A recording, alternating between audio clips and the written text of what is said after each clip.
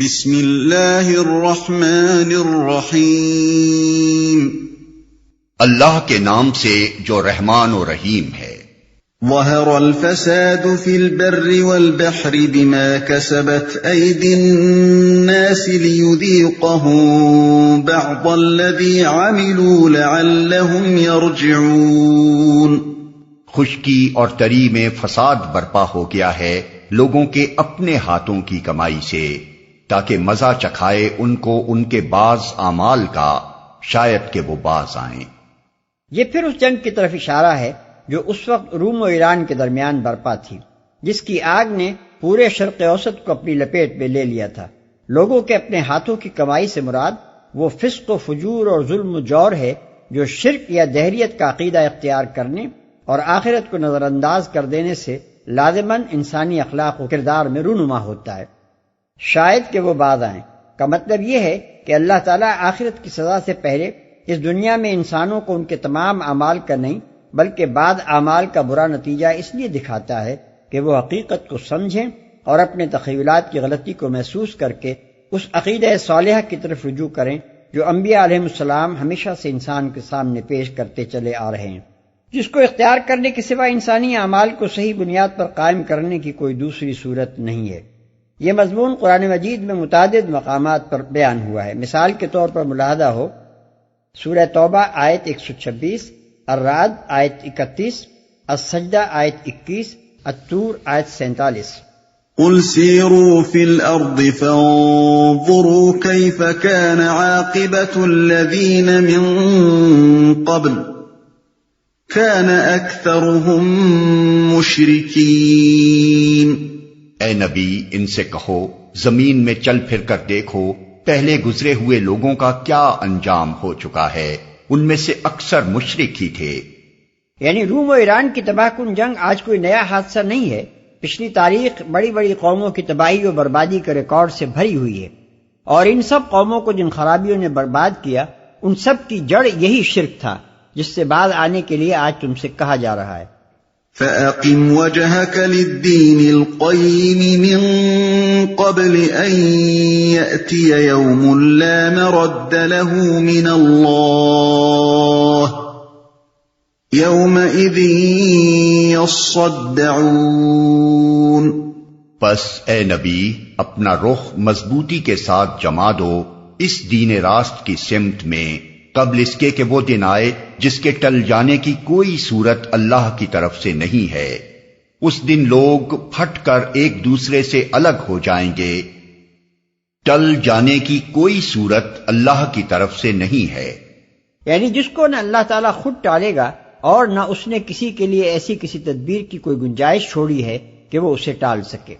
من كفر فعليه كفره ومن عمل صالحا فلأنفسهم يمهدون ليجزي الذين آمنوا وعملوا الصالحات من فضله إنه لا يحب الكافرين۔ جس نے کفر کیا ہے اس کے کفر کا وبال اسی پر ہے، اور جن لوگوں نے نیک عمل کیا ہے وہ اپنے ہی لیے فلاح کا راستہ صاف کر رہے ہیں تاکہ اللہ ایمان لانے والوں اور عمل صالح کرنے والوں کو اپنے فضل سے جزا دے۔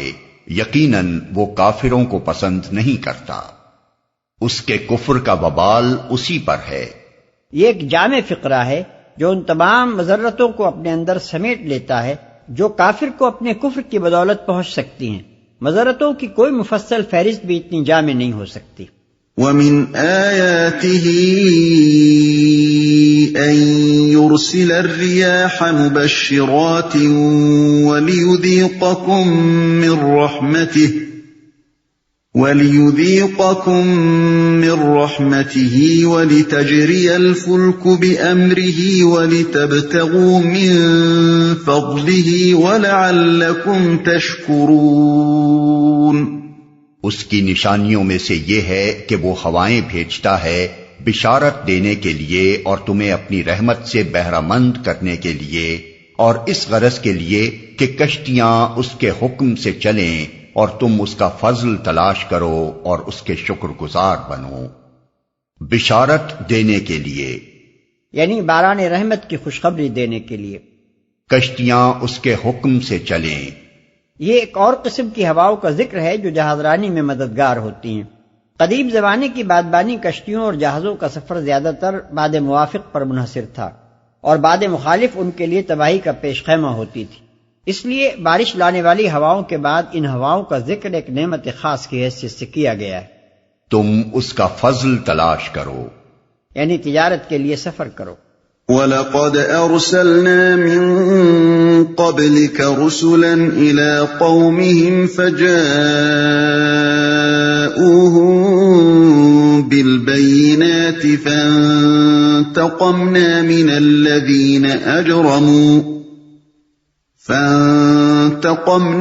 الَّذِينَ أَجْرَمُوا وَكَانَ حَقًّا عَلَيْنَا نَصْرُ الْمُؤْمِنِينَ۔ اور ہم نے تم سے پہلے رسولوں کو ان کی قوم کی طرف بھیجا اور وہ ان کے پاس روشن نشانیاں لے کر آئے، پھر جنہوں نے جرم کیا ان سے ہم نے انتقام لیا، اور ہم پر یہ حق تھا کہ ہم مومنوں کی مدد کریں۔ روشن نشانیاں لے کر آئے، یعنی ایک قسم کی نشانیاں تو وہ ہیں جو کائنات فطرت میں ہر طرف پھیلی ہوئی ہیں، جن سے انسان کو اپنی زندگی میں ہر آن سابقہ پیش آتا ہے، جن میں سے ایک ہواؤں کی گردش کا یہ نظام ہے جس کا اوپر کی آیت میں ذکر کیا گیا ہے، اور دوسری قسم کی نشانیاں وہ ہیں جو انبیاء علیہ السلام معجزات کی صورت میں، کلام الہی کی صورت میں، اپنی غیر معمولی پاکیزہ سیرت کی شکل میں، اور انسانی معاشرے پر اپنی حیات بخش تاثیرات کی شکل میں لے کر آئے۔ یہ دونوں قسم کی نشانیاں ایک ہی حقیقت کی نشاندہی کرتی ہیں، اور وہ یہ ہے کہ جس توحید کی تعلیم انبیاء دے رہے ہیں وہی برحق ہے۔ ان میں سے ہر نشانی دوسری کی مؤید ہے۔ کائنات کی نشانیاں انبیاء کے بیان کی صداقت پر شہادت دیتی ہیں، اور انبیاء کی لائی ہوئی نشانیاں اس حقیقت کو کھولتی ہیں جس کی طرف کائنات کی نشانیاں اشارے کر رہی ہیں۔ جنہوں نے جرم کیا، یعنی جو لوگ ان دونوں نشانیوں کی طرف سے اندھے بن کر توحید سے انکار پر جمے رہے اور خدا سے بغاوت ہی کیے چلے گئے۔ اللہ الذی یرسل الرياح فتثیر سحابا فيبسطه في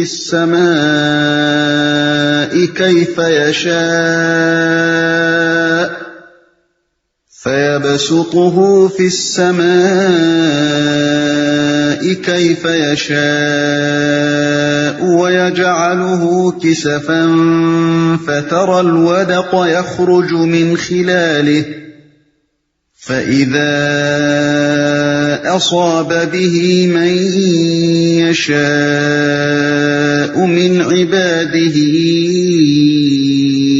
إذا هم يستبشرون وَإِن كَانُوا مِن قَبْلِ أَن يُنَزَّلَ عَلَيْهِم مِّن قَبْلِهِ لَمُبْلِسِينَ۔ اللہ ہی ہے جو ہواؤں کو بھیجتا ہے اور وہ بادل اٹھاتی ہیں، پھر وہ ان بادلوں کو آسمان میں پھیلاتا ہے جس طرح چاہتا ہے، اور انہیں ٹکڑیوں میں تقسیم کرتا ہے، پھر تو دیکھتا ہے کہ بارش کے قطرے بادل میں سے ٹپکے چلے آتے ہیں۔ یہ بارش جب وہ اپنے بندوں میں سے جن پر چاہتا ہے برساتا ہے تو یکا یک وہ خوش و خرم ہو جاتے ہیں، حالانکہ اس کے نزول سے پہلے وہ مایوس ہو رہے تھے۔ فانظر إلى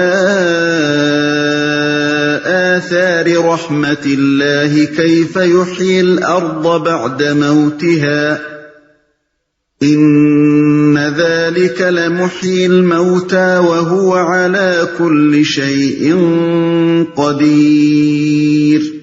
دیکھو اللہ کی رحمت کے اثرات کہ مردہ پڑی ہوئی زمین کو وہ کس طرح جلا اٹھاتا ہے، یقیناً وہ مردوں کو زندگی بخشنے والا ہے اور وہ ہر چیز پر قادر ہے۔ کس طرح جلا اٹھاتا ہے۔ یہاں جس انداز سے نبوت اور بارش کا ذکر یکے بعد دیگرے کیا گیا ہے، اس میں ایک لطیف اشارہ اس حقیقت کی طرف بھی ہے کہ نبی کی آمد بھی انسان کی اخلاقی زندگی کے لیے ویسی ہی رحمت ہے جیسے بارش کی آمد اس کی مادی زندگی کے لیے رحمت ثابت ہوتی ہے۔ جس طرح آسمانی بارش کے نزول سے مردہ پڑی ہوئی زمین یکایک جی اٹھتی ہے اور اس میں کھیتیاں لہلہانے لگتی ہیں، اسی طرح آسمانی وحی کا نزول اخلاق اور روحانیت کی ویران پڑی ہوئی دنیا کو جلا اٹھاتا ہے اور اس میں فضائل و محامد کے گلزار لہلہانے شروع ہو جاتے ہیں۔ یہ کفار کی اپنی بدقسمتی ہے کہ خدا کی طرف سے یہ نعمت جب ان کے ہاں آتی ہے تو وہ اس کا کفران کرتے ہیں اور اس کو اپنے لیے مژدہ رحمت سمجھنے کے بجائے پیام موت سمجھ لیتے ہیں۔ وَلَئِنْ أَرْسَلْنَا رِيحًا فَرَأَوْهُ مُصْفَرًّا لَظَلُّوا مِن بَعْدِهِ يَكْفُرُونَ، اور اگر ہم ایک ایسی ہوا بھیج دیں جس کے اثر سے وہ اپنی کھیتی کو زرد پائیں تو وہ کفر کرتے رہ جاتے ہیں۔ وہ اپنی کھیتی کو زرد پائیں، یعنی باران رحمت کے بعد جب کھیتیاں سرسبز ہو چکی ہوں، اس وقت اگر کوئی ایسی سخت سرد یا سخت گرم ہوا چل پڑے جو ہری بھری فصلوں کو جلا کر رکھتے، کفر کرتے رہ جاتے ہیں۔ یعنی پھر وہ خدا کو کوسنے لگتے ہیں اور اس پر الزام رکھنے لگتے ہیں کہ اس نے یہ کیسی مصیبتیں ہم پر ڈال رکھی ہیں، حالانکہ جب خدا نے ان پر نعمت کی بارش کی تھی اس وقت انہوں نے شکر کے بجائے اس کی ناقدری کی تھی۔ یہاں پھر ایک لطیف اشارہ اس مضمون کی طرف ہے کہ جب خدا کے رسول اس کی طرف سے پیام رحمت لاتے ہیں تو لوگ ان کی بات نہیں مانتے اور اس نعمت کو ٹھکرا دیتے ہیں۔ پھر جب ان کے کفر کی پاداش میں خدا ان پر ظالموں اور جباروں کو مسلط کر دیتا ہے اور وہ جور و ستم کی چکی میں انہیں پیستے ہیں اور جوہر آدمیت کا قلقبہ کر ڈالتے ہیں تو وہی لوگ خدا کو گالیاں دینا شروع کر دیتے ہیں اور اسے الزام دیتے ہیں کہ اس نے یہ کیسی ظلم سے بھری ہوئی دنیا بنا ڈالی ہے۔ فَإِنَّكَ لَا تُسْمِعُ الْمَوْتَى وَلَا تُسْمِعُ الصُّمَّ الدُّعَاءَ إِذَا وَلَّوْا مُدْبِرِينَ وَمَا أَنْتَ بِهَادِ الْعُمْيِ عَنْ ضَلَالَتِهِمْ إِن تُسْمِعُ إِلَّا مَن يُؤْمِنُ بِآيَاتِنَا فَهُمْ مسلمون۔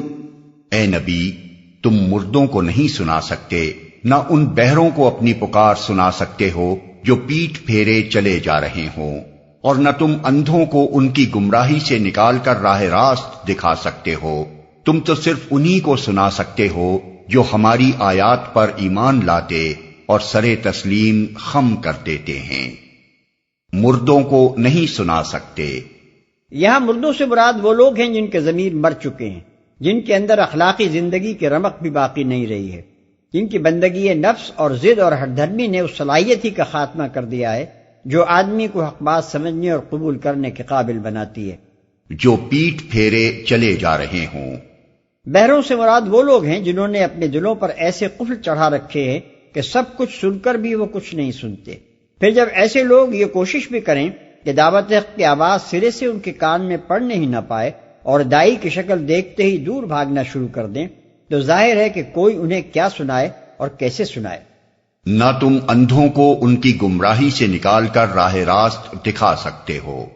یعنی نبی کا کام یہ تو نہیں ہے کہ اندھوں کا ہاتھ پکڑ کر انہیں ساری عمر راہ راست پر چلاتا رہے، وہ تو راہ راست کی طرف رہنمائی ہی کر سکتا ہے، مگر جن لوگوں کی ہیے کی آنکھیں پھوٹ چکی ہوں اور جنہیں وہ راستہ نظر ہی نہ آتا ہو جو نبی انہیں دکھانے کی کوشش کرتا ہے، ان کی رہنمائی کرنا نبی کے بس کا کام نہیں ہے۔ اللہ الذی خلقکم من ضعف ثم جعل من بعد ضعف قوة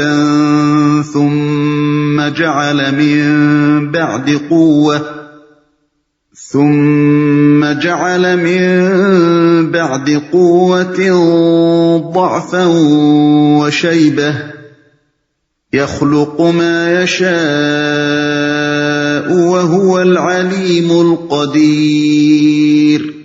اللہ ہی تو ہے جس نے ضعف کی حالت سے تمہاری پیدائش کی ابتدا کی، پھر اس ضعف کے بعد تمہیں قوت بخشی، پھر اس قوت کے بعد تمہیں ضعیف اور بوڑھا کر دیا۔ وہ جو کچھ چاہتا ہے پیدا کرتا ہے، اور وہ سب کچھ جاننے والا، ہر چیز پر قدرت رکھنے والا ہے۔ وہ جو کچھ چاہتا ہے پیدا کرتا ہے، یعنی بچپن، جوانی اور بڑھاپا، یہ ساری حالتیں اسی کی پیدا کردہ ہیں، یہ اسی کی مشیت پر موقوف ہے کہ جسے چاہے کمزور پیدا کرے اور جس کو چاہے طاقتور بنائے، جسے چاہے بچپن سے جوانی تک نہ پہنچنے دے اور جس کو چاہے جوانہ مرگ کر دے، جسے چاہے لمبی عمر دے کر بھی تندرست و توانا رکھے اور جس کو چاہے شاندار جوانی کے بعد بڑھاپے میں اس طرح ایڑیاں رگڑوائے کہ دنیا اسے دیکھ کر عبرت کرنے لگے۔ انسان اپنی جگہ جس گھمنڈ میں چاہے مبتلا ہوتا رہے، مگر خدا کے قبضہ قدرت میں وہ اس طرح بے بس ہے کہ جو حالت بھی خدا اس پر طاری کر دے اسے وہ اپنی کسی تدبیر سے نہیں بدل سکتا۔ وَيَوْمَ تَقُومُ السَّاعَةُ يُقْسِمُ الْمُجْرِمُونَ مَا لَبِثُوا غَيْرَ سَاعَةٍ كَذَلِكَ كَانُوا يُؤْفَكُونَ۔ اور جب وہ ساعت برپا ہوگی تو مجرم قسمیں کھا کھا کر کہیں گے کہ ہم ایک گھڑی بھر سے زیادہ نہیں ٹھہرے ہیں۔ اسی طرح وہ دنیا کی زندگی میں دھوکہ کھایا کرتے تھے۔ جب وہ ساعت برپا ہوگی یعنی قیامت جس کے آنے کی خبر دی جا رہی ہے، ایک گھڑی بھر سے زیادہ نہیں ٹھہرے ہیں، یعنی مرنے کے وقت سے قیامت کی اس گھڑی تک ان دونوں ساعتوں کے درمیان چاہے 10-20 ہزار برس ہی گزر چکے ہوں، مگر وہ یہ محسوس کریں گے کہ چند گھنٹے پہلے ہم سوئے تھے اور اب اچانک ایک حادثے نے ہمیں جگہ اٹھایا ہے۔ دھوکہ کھایا کرتے تھے۔ یعنی ایسے ہی غلط اندازے یہ لوگ دنیا میں بھی لگاتے تھے، وہاں بھی یہ حقیقت کے ادراک سے محروم تھے، اسی وجہ سے یہ حکم لگایا کرتے تھے کہ کوئی قیامت ویامت نہیں آنی، مرنے کے بعد کوئی زندگی نہیں، اور کسی خدا کے سامنے حاضر ہو کر ہمیں حساب نہیں دینا۔ وَقَالَ الَّذِينَ أُوتُوا الْعِلْمَ وَالْإِيمَانَ لَقَدْ لَبِثْتُمْ فِي كِتَابِ اللَّهِ إِلَى يَوْمِ الْبَعْثِ فَهَذَا يَوْمُ الْبَعْثِ وَلَكِنَّكُمْ كُنتُمْ لَا تَعْلَمُونَ۔ مگر جو علم اور ایمان سے بہرہ مند کیے گئے تھے وہ کہیں گے کہ خدا کے نوشتے میں تو تم روز حشر تک پڑے رہے ہو، سو یہ وہی روز حشر ہے لیکن تم جانتے نہ تھے۔ فَيَوْمَئِذٍ لَا يَنفَعُ الَّذِينَ ظَلَمُوا مَعْذِرَتُهُمْ وَلَا هُمْ يُسْتَعْتَبُونَ۔ پس وہ دن ہوگا جس میں ظالموں کو ان کی معذرت کوئی نفع نہ دے گی اور نہ ان سے معافی مانگنے کے لیے کہا جائے گا۔ دوسرا ترجمہ یہ بھی ہو سکتا ہے نہ ان سے یہ چاہا جائے گا کہ اپنے رب کو راضی کرو، اس لیے کہ توبہ اور ایمان اور عمل صالح کی طرف رجوع کرنے کے سارے مواقع کو وہ کھو چکے ہوں گے اور امتحان کا وقت ختم ہو کر فیصلے کی گھڑی آ چکی ہوگی۔ وَلَقَدْ ضَرَبْنَا لِلنَّاسِ فِي هَذَا الْقُرْآنِ مِنْ كُلِّ مَثَلٍ وَلَئِن جِئْتَهُم بِآيَةٍ لَيَقُولَنَّ الَّذِينَ كَفَرُوا إِنْ أَنْتُمْ إِلَّا مُبْطِلُونَ۔ ہم نے اس قرآن میں لوگوں کو طرح طرح سے سمجھایا ہے، تم خواہ کوئی نشانی لے آؤ، جن لوگوں نے ماننے سے انکار کر دیا ہے وہ یہی کہیں گے کہ تم باطل پر ہو۔ كَذَلِكَ يَطْبَعُ اللَّهُ عَلَى قُلُوبِ الَّذِينَ لَا يَعْلَمُونَ۔ اس طرح ٹھپا لگا دیتا ہے اللہ ان لوگوں کے دلوں پر جو بے علم ہیں۔ فَاصْبِرْ إِنَّ وَعْدَ اللَّهِ حَقٌّ وَلَا يَسْتَخِفَّنَّكَ الَّذِينَ لَا يُوقِنُونَ۔ بس اے نبی صبر کرو، یقیناً اللہ کا وعدہ سچا ہے اور ہرگز ہلکا نہ پائیں تم کو وہ لوگ جو یقین نہیں لاتے۔ اللہ کا وعدہ سچا ہے۔ اشارہ ہے اس وعدے کی طرف جو اوپر آیت نمبر 47 میں گزر چکا ہے۔ وہاں اللہ تعالیٰ نے اپنی یہ سنت بیان کی ہے کہ جن لوگوں نے بھی اللہ کے رسولوں کی لائی ہوئی بینات کا مقابلہ تکذیب و تضحیک اور ہٹ دھرمی کے ساتھ کیا ہے، اللہ نے ایسے مجرموں سے ضرور انتقام لیا ہے۔